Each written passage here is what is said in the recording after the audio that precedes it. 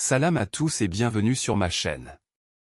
Aujourd'hui, nous allons explorer un thème universel et profondément spirituel, les rites funéraires en islam, cet accompagnement sacré qui guide chaque âme vers l'au-delà.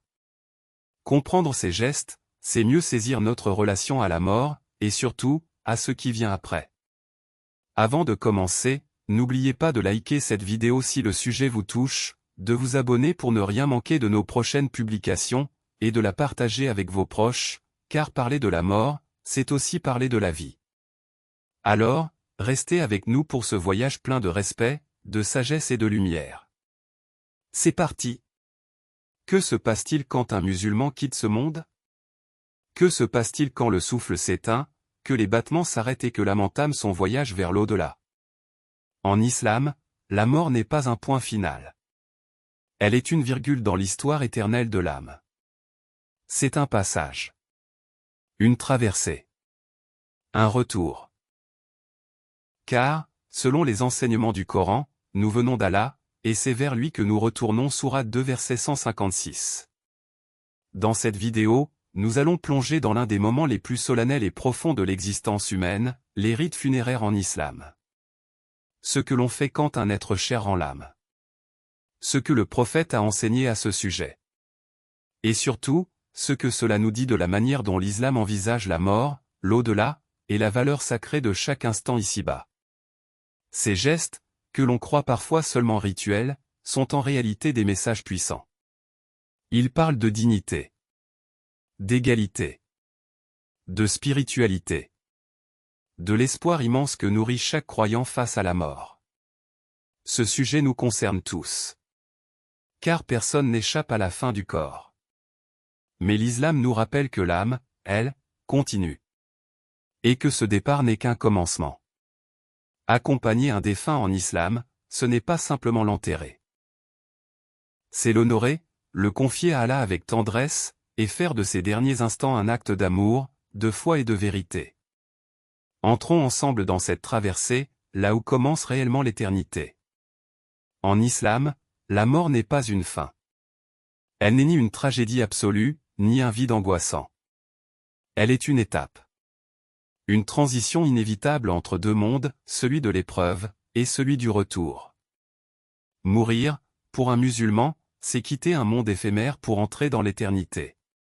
C'est franchir un seuil, comme on franchit une porte, sauf que cette porte mène à l'invisible. Le Coran nous le rappelle sans cesse. Tout âme goûtera à la mort, Sourate 3 verset 185. Ce verset ne parle pas seulement d'une fin biologique. Il évoque une expérience universelle, mais aussi personnelle. La mort est une certitude, mais sa signification dépend de la vie que l'on a menée. Dans la croyance musulmane, la mort ouvre la voie à la vie après la mort. Une réalité que l'on ne voit pas avec les yeux, mais que le cœur croit avec certitude. Le croyant sait qu'après la tombe vient le barzakh, cette dimension entre deux mondes, puis le jour de la résurrection, où chaque être sera ramené à la vie, jugé selon ses œuvres, et conduit vers sa demeure éternelle, le paradis ou l'enfer. Le monde ici-bas est vu comme un pont, une illusion temporaire, un champ de test. Rien n'y est permanent, ni la richesse, ni la santé, ni même la vie. Le prophète a dit, « Vis dans ce monde comme un étranger ou un voyageur ». C'est pourquoi la mort, aussi redoutée soit-elle, devient pour le croyant un rappel bienveillant. Un appel à vivre mieux. À faire le bien. À se préparer pour une destination où rien ne se perd, et où tout se révèle. Car le véritable foyer du croyant, ce n'est pas ici, c'est là-bas. Lorsqu'un musulman sent la mort approcher, un moment sacré commence. Ce ne sont pas simplement les derniers instants d'une vie. C'est l'ouverture d'un passage vers l'au-delà. À cet instant précis, chaque geste, chaque mot, chaque regard prend une dimension éternelle.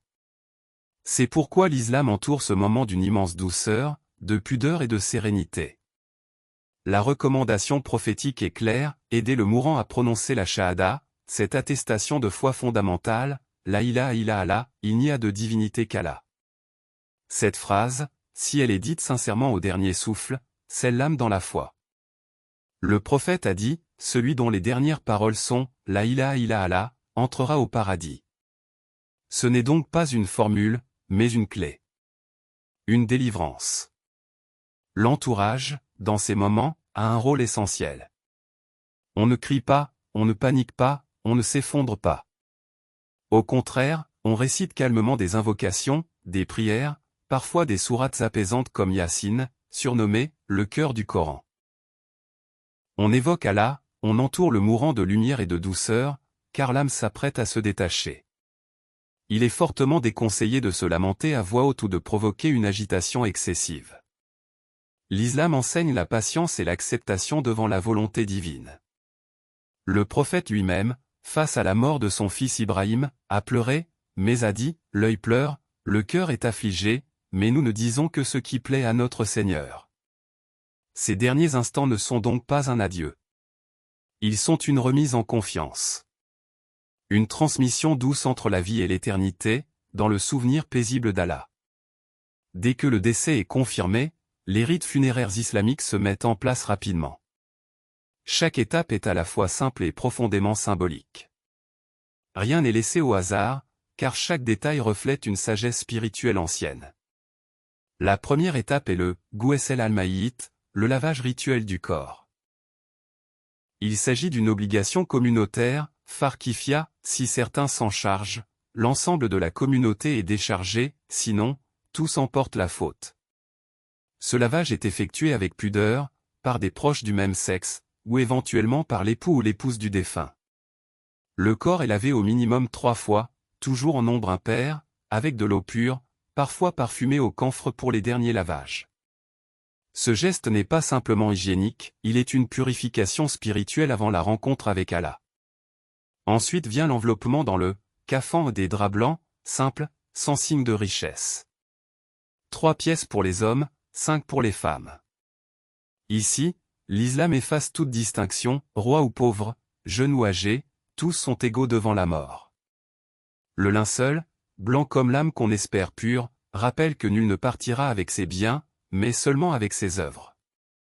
Puis vient la salat al-janaza, la prière funéraire. Elle se fait debout, en silence, sans inclinaison ni prosternation. On implore Allah de faire miséricorde au défunt, de lui pardonner, de l'accueillir dans sa lumière.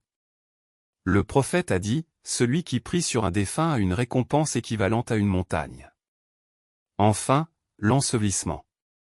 Il doit être fait rapidement, souvent dans les 24 heures.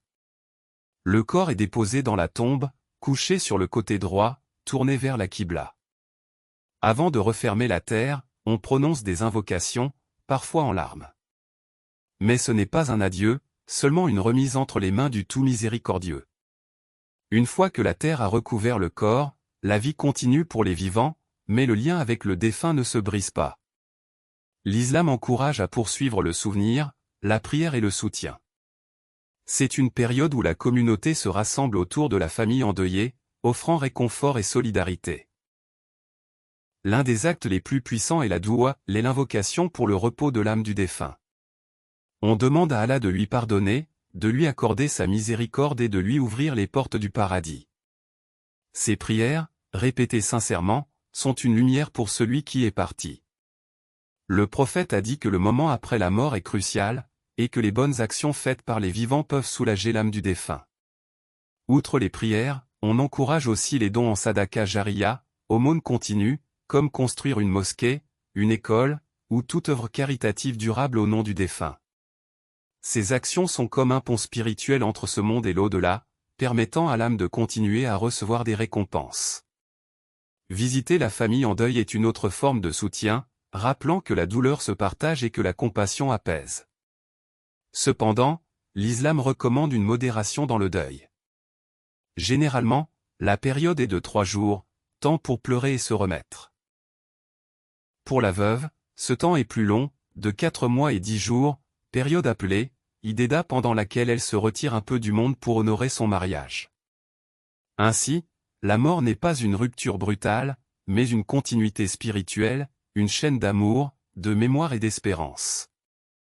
Le vivant et le défunt restent liés par la foi et la miséricorde d'Allah. Après la mort, l'âme entre dans une phase mystérieuse appelée Balzar. Ce mot désigne une sorte de voile ou de monde intermédiaire, un lieu entre la vie d'ici-bas et la résurrection finale. C'est un état où l'âme reste jusqu'au jour du jugement, en attendant que toute l'humanité soit réveillée pour la grande épreuve ultime. Dans ce monde du Balzar, chaque âme fait face à une forme de jugement initial. Selon la foi et les actions de la personne, le séjour peut être paisible et lumineux, ou sombre et difficile. C'est le début du compte rendu, celui qui annonce ce qui attend l'âme au-delà. Le jour de la résurrection, tous seront rassemblés devant Allah pour un jugement complet. Ce moment décidera de la destination éternelle de chacun. Ceux qui auront mené une vie droite, obéi à Allah, fait preuve de miséricorde et de justice seront accueillis dans le paradis, le Jannah, ce lieu de paix, de bonheur et de récompense parfaite est décrit dans le Coran comme un jardin éternel, où rien ne fait souffrir. À l'inverse, ceux qui ont rejeté la vérité, commis le mal et refusé le repentir pourront être envoyés en enfer, le Jahannam. Ce feu purificateur peut être éternel pour certains, ou temporaire pour d'autres, car Allah est aussi le tout miséricordieux et pardonneur. La croyance en cette vie après la mort est au cœur de la foi musulmane. Elle donne sens aux épreuves d'ici-bas et inspire à vivre avec conscience. Malgré la gravité du jugement, l'espoir en la miséricorde d'Allah reste toujours vivant, car il est le pardonneur immense. Ainsi, la mort ouvre la porte d'un voyage qui transcende le visible, vers une réalité où justice et compassion se rencontrent pour l'éternité. L'islam aborde la mort avec une profonde dignité, une simplicité qui élève l'âme, et une spiritualité apaisante. Chaque rite, chaque geste, chaque parole accompagne le défunt avec respect, rappelant que la vie terrestre n'est qu'une étape passagère. La mort, loin d'être une fin, est un passage sacré vers une autre réalité, plus vraie et plus éternelle.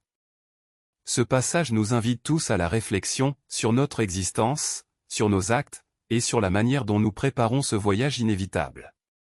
Que cette pensée ne soit pas source de peur, mais un appel à la paix intérieure, à la conscience du présent, et à la confiance en la miséricorde infinie d'Allah.